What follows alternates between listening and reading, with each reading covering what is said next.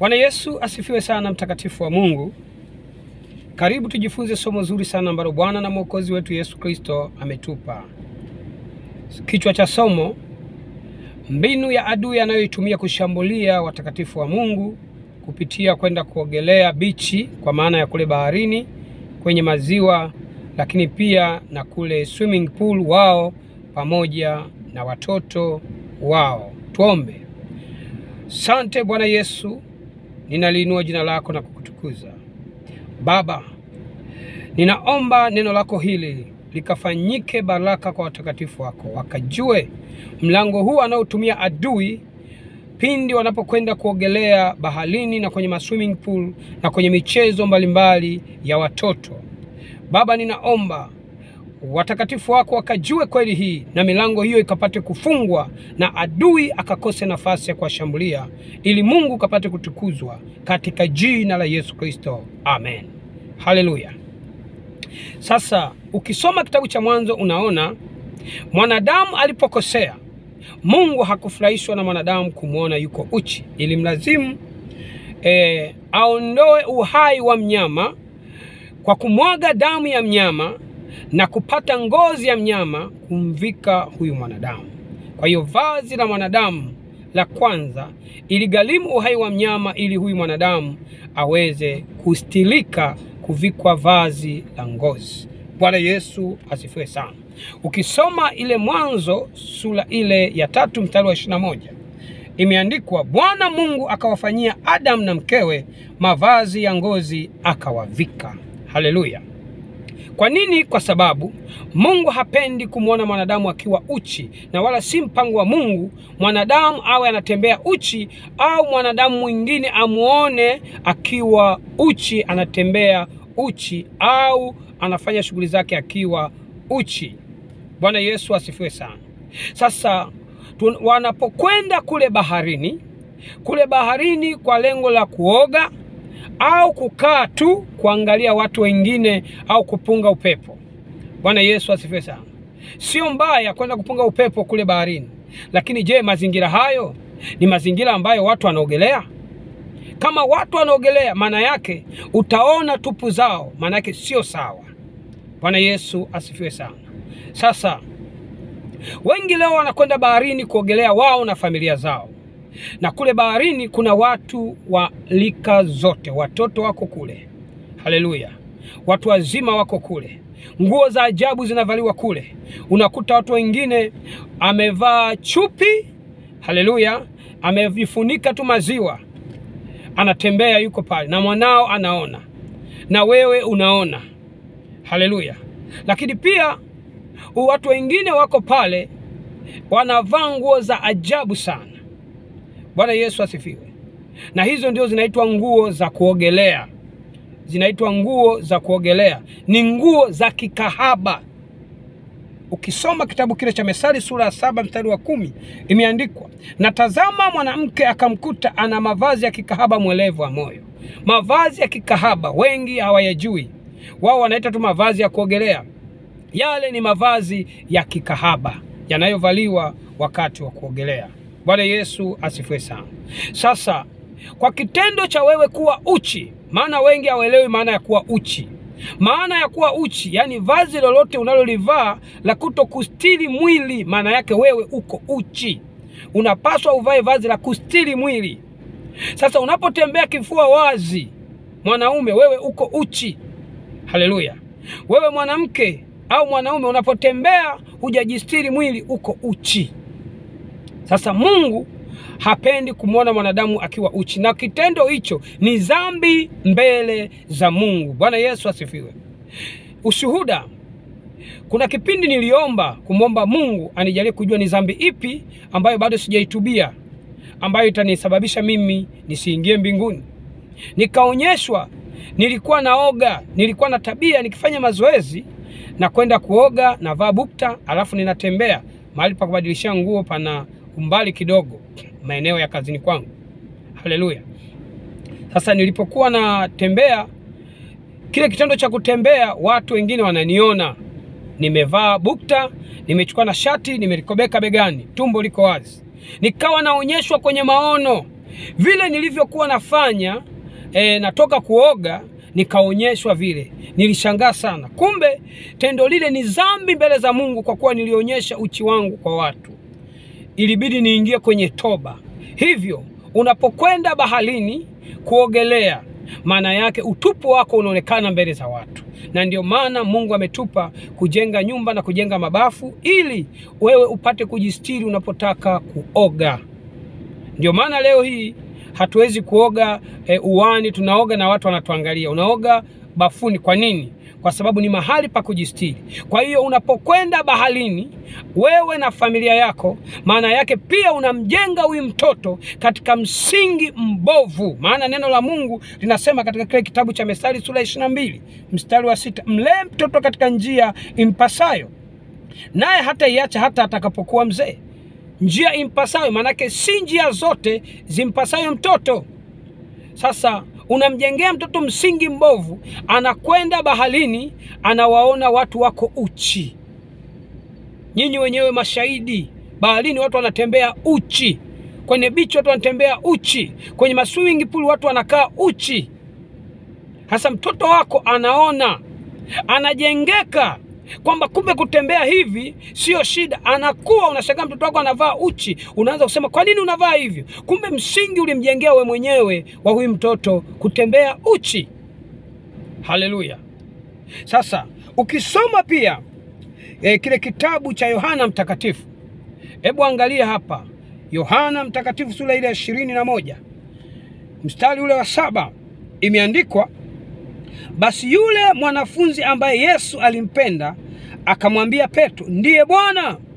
Naye Simoni Petro aliposikia ya kwamba ni Bwana, akajifunga vazi lake, maana alikuwa uchi. Haleluya. Akajitupa baharini. Alipoona Bwana anakuja, akavaa vazi lake akajitupa baharini, maana yake alikuwa uchi. Kumbe ni ishara kabisa kwamba Mungu hapendi sisi tukiwa uchi. Haleluya. Sasa leo hii tunapeleka watoto wetu kule baharini kwenda kuogelea, na sisi wenyewe tunakwenda kuogelea. Mimi mwenyewe nilikuwa nakwenda kuogelea huko baharini na familia yangu, nilitubu. Na wewe unatakiwa utubu.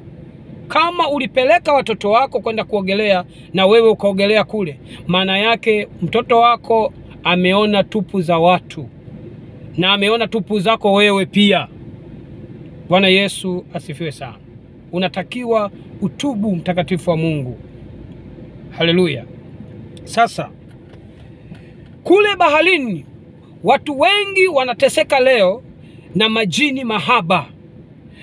Wanajikuta mara kadhaa mapepo haya yanazini nao katika ulimwengu wa roho, kwenye ndoto wanazini nao, lakini mlango haya mashetani kuwaingia, wengi wamepata nafasi kwa kupitia wanapokwenda kuogelea huko baharini, wanapokuwa wanavaa mavazi ya kikahaba, wanapokuwa wanaanika tupu zao, uchi zao kule. Mashetani hao wanapata milango na kuvamia watakatifu wa Mungu ndani na kuwashambulia.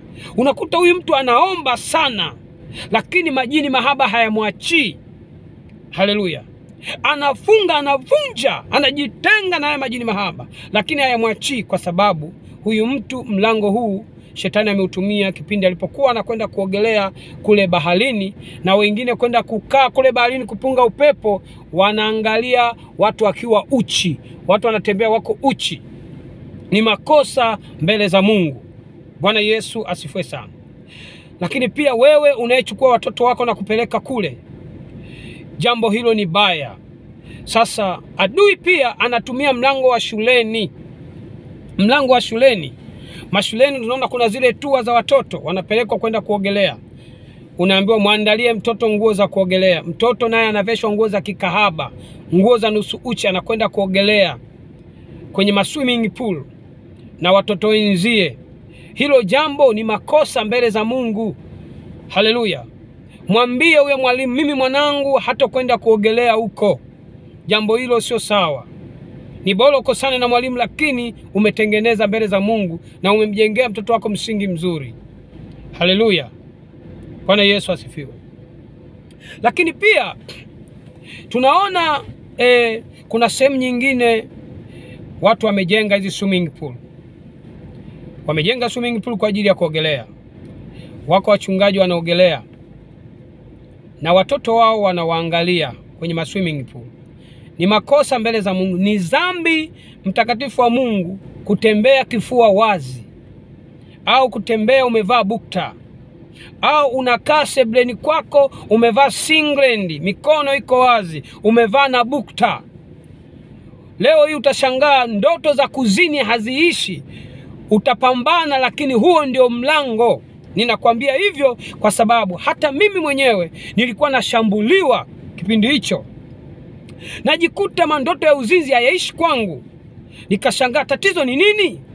Lakini nikaja nikagundua kumbe ninapovaa zile bukta au ninapolala na bukta, shetani wanapata nafasi ya kunishambulia. Nikilala na bukta, majini mahaba yanakuja na zini na mimi. Nashangaa nimeomba sana, adui amepataje mlango?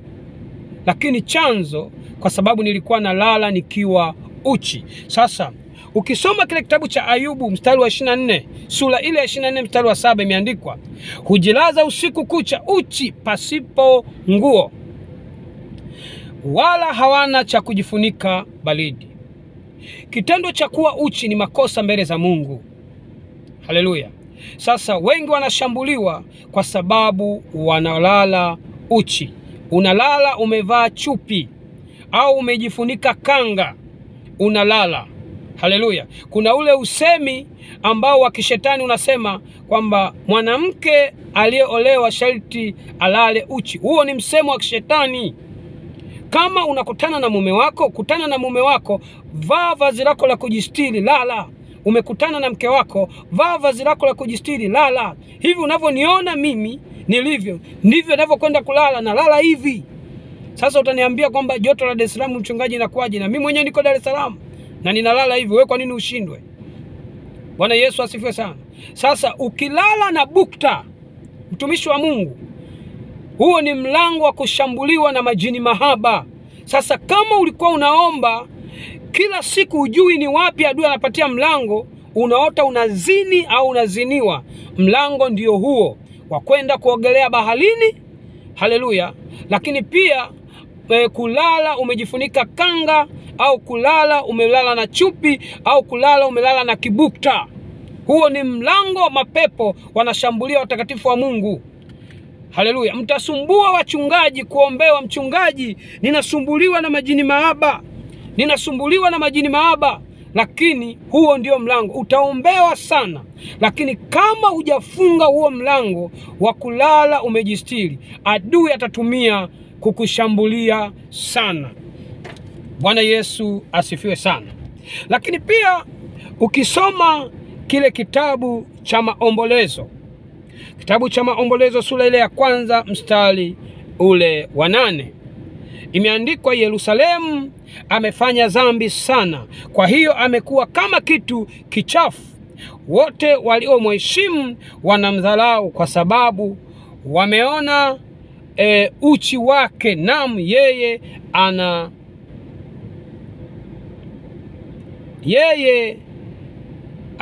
anaugua na kujigeuza aende nyuma. Uchi, kitendo cha kuwa uchi ni makosa mbele za Mungu. Bwana Yesu asifiwe sana. Haleluya. Hivyo haitakiwi kuwapeleka watoto kwenda kuogelea bichi, au wewe kwenda kuogelea bichi. Ni makosa mbele za Mungu. Bwana Yesu asifiwe sana. Haleluya. Lakini pia unaweza kaniuliza kwenda tu kukaa kupumzika. Bwana Yesu asifiwe. Sawa, lakini je, unapumzika eneo ambalo watu wanaogelea wako uchi? Sio mahali pazuri. Nenda kanisani ukatulie mbele za Bwana, kamtafakari Mungu. Hilo ndio eneo lako la furaha na amani. Bwana Yesu asifiwe sana. Haleluya. Pia kuna ile michezo ya watoto. Tunapeleka watoto maeneo ya kwenda kucheza. Yale maeneo unakuta wametengeneza mamidoli, unakuta kuna doli la punda, kuna mashine za kuzunguka, mara kuna ule mchezo wa kuteleza, kuna dude kama nyoka mtoto anateleza, kuna mavitu mbalimbali nyinyi mnajua. Yale maeneo shetani anakuwa ameyamiliki, kwa sababu midoli ile yote unayoiona, mapepo huwa wanaimiliki ile midoli. Ni milango kwa watoto kuwashambulia. Sasa maroho mengi ya ukaidi kwa watoto, asila, chuki, dharau, majivuno kwa watoto, unashangaa mtoto mbona tabia hizi amezitoa wapi? Kumbe tabia hizo amezitoa, mapepo yameshambulia alipokwenda kucheza kwenye hayo maeneo. Bwana Yesu asifiwe. Mlee mtoto katika njia impasayo, naye hataiacha hata atakapokuwa mzee. Bwana Yesu asifiwe sana. Hivyo mtakatifu wa Mungu, Mungu imempendeza wewe uyajue haya, kwamba mahali unapokwenda kuogelea, au wewe mchungaji umetengeneza swimming pool unaogelea na familia yako anakuona pale, ni makosa. Ninajua ziko swimming pool zimetengenezwa majumbani. Swimming pool tengeneza chumbani kwako, au tengeneza bafuni kwako, uogelee wewe na mke wako, sio uogelee na watoto wanakuona. Haleluya. Sio sawa mbele za Mungu. Sasa kuna kipindi cha nyuma sana, miaka hiyo tulikuwa tunakwenda kubatiza baharini. Sasa kipindi tunakwenda kubatiza baharini, baada ya ibada ile ya ubatizo watu walikuwa wanaogelea. Hayo ni makosa. Mimi Roho Mtakatifu alinikataza kwenda baharini kubatizwa alafu mnaogelea. Mmemaliza ibada ya ubatizo mnaanza kuogelea. Ni makosa, kwa sababu unapokuwa unaogelea, haleluya, pale umekwenda kwenye ibada ya ubatizo, hujaenda kwenye kuogelea. Lakini pia unapokuwa unaogelea, nguo zako ulizovaa zinashikamana na mwili, kwa hiyo maungo yako yanabaki kama yalivyo. Ni makosa mbele za Mungu. Haleluya. Yalikuwa ni maajabu sana, mchungaji anaogelea na waumini wake wanaogelea, wa kike na wa kiume wako humo. Bwana Yesu asifiwe sana. Milango mingine hii, watumishi wa Mungu wao wanakuwa chanzo pia, kwa sababu wanashindwa kuwafundisha watakatifu wao ukweli, na inawezekana muda mwingine hawajui. Sasa Mungu amekupa kuyajua haya. Mtumishi wa Mungu, usipeleke watu kwenda kubatizwa alafu ukawaruhusu kuogelea humo. Ni makosa kuogelea mbele za watu. Watu wanapaswa kuoga bafuni kwao, mahali pa kujistiri, ili kuficha tupu zao. Bwana Yesu asifiwe sana. Amina. Mtakatifu wa Mungu, imempendeza Mungu uyajue haya ili ufunge mlango huu. Bwana Yesu asifiwe sana. Nimshukuru Mungu. Bwana Yesu, asante na kushukuru kwa wema wako na fadhili zako. Sifa, heshima na utukufu unastahili wewe. Baba, ninakushukuru kwa ajili ya mtakatifu wako huyu. Amesikia somo lako hili katika jina la Yesu Kristo.